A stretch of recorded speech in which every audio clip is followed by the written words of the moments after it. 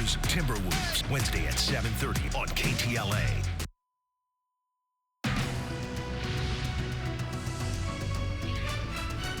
Now at 4, a man accused of lighting a house on fire in a domestic dispute leads police on a high-speed pursuit and kills an innocent woman when that pursuit ends in a rollover crash.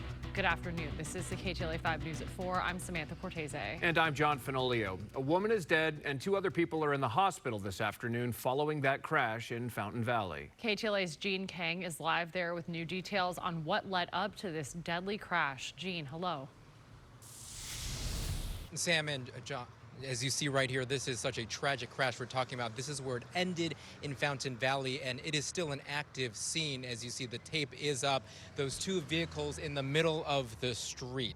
Police say it killed an innocent 25-year-old woman, as you mentioned, and seriously hurt 2 others. Such a bizarre story. Police say it all started with a suspect setting his family's house on fire.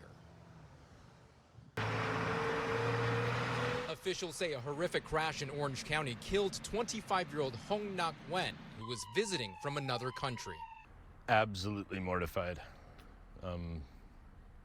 disgusted, so sad and heartbroken for that family. Police say an arson suspect, 43-year-old Timothy Cole, led them on a wild pursuit, starting around 7:30 last night on Arches Court in Huntington Beach.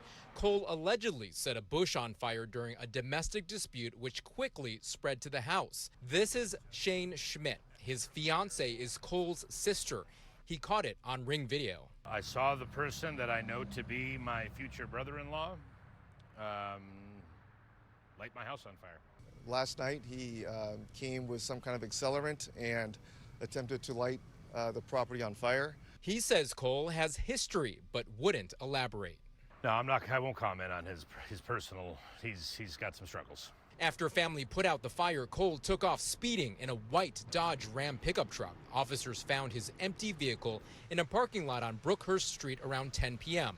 But Cole jumped in and drove off, leading to a high-speed pursuit. He blew through a red light by Ellis Avenue, Magnolia Street before tragically crashing into a white BMW with 3 victims inside, when a passenger lost her life. 2 others were hurt and rushed to the hospital. The suspect later arrested at a trauma center. As you see behind me, the traffic is being diverted because that scene is still going on. As for any charges that Cole may face, police say that's in the hands of the DA's office, but they expect some serious charges going forward. Reporting live here in Fountain Valley, Jean Kang, KTLA 5 News. Gene, thank you. A man accused of shooting and killing his 9-year-old son, who had autism, in Compton, just appeared in court. Princeton Jones was playing outside his grandfather's home Saturday around 7:30 p.m. near Haskins Avenue and Alonda Boulevard when he was shot and killed. 32-year-old Nicholas Jones, Princeton's biological father, has pleaded not guilty to charges of murder and child abuse. One of the boy's former special needs teachers tells KTLA she never saw signs of physical abuse, but did notice patterns of neglect. Jones's loved ones say he was a loving father and is devastated and wants to clear his name. Jones's bail has been set at $2 million. There's a new leader of the largest local prosecutorial office in the country. We're talking about the district attorney's office. Today, Nathan Hochman had a message to criminals. Los Angeles is coming for you. And I do well and faithfully discharge the duties upon which I'm about to enter. discharge the duties about which I'm about to enter. Los Angeles officially has a new district attorney, Nathan Hochman.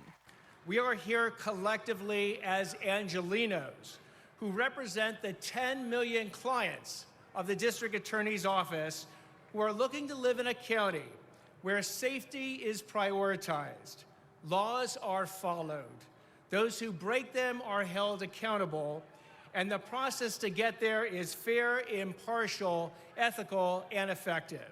Hochman sworn in by an enthusiastic governor. Because I'm so happy that you were elected.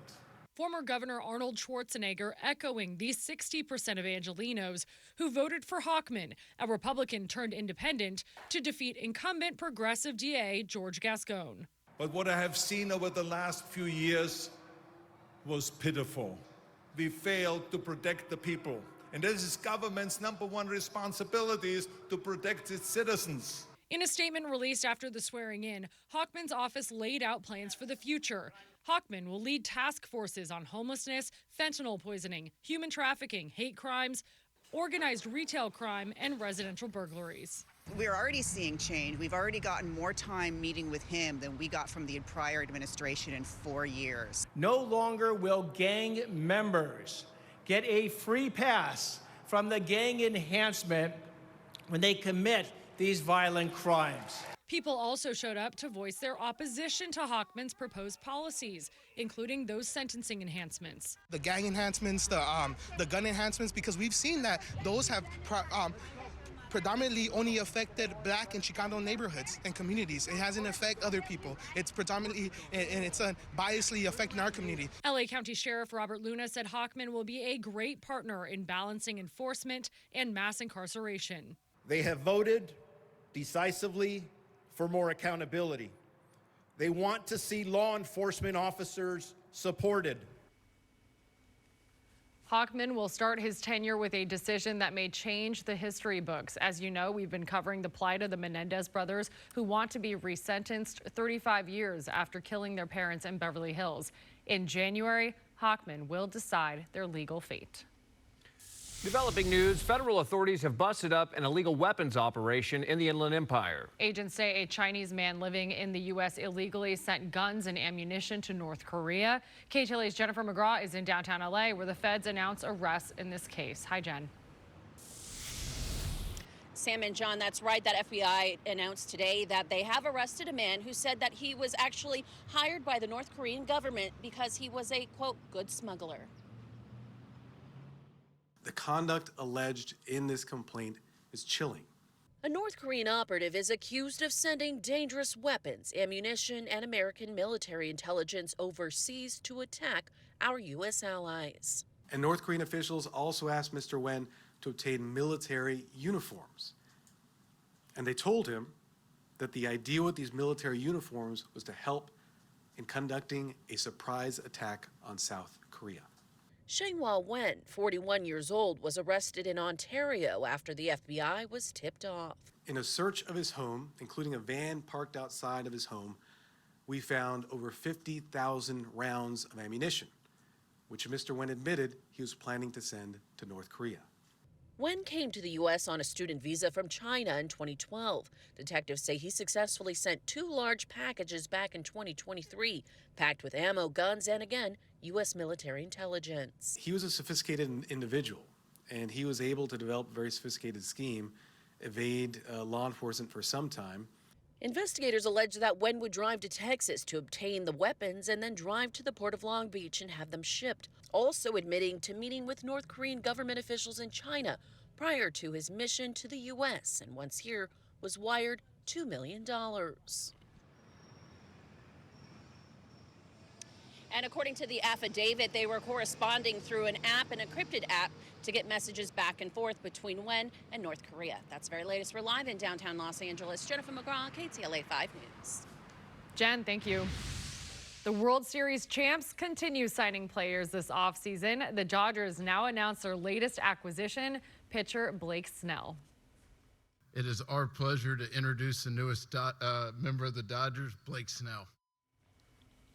Snell was introduced at Dodger Stadium. The 31-year-old pitcher signed a 5-year deal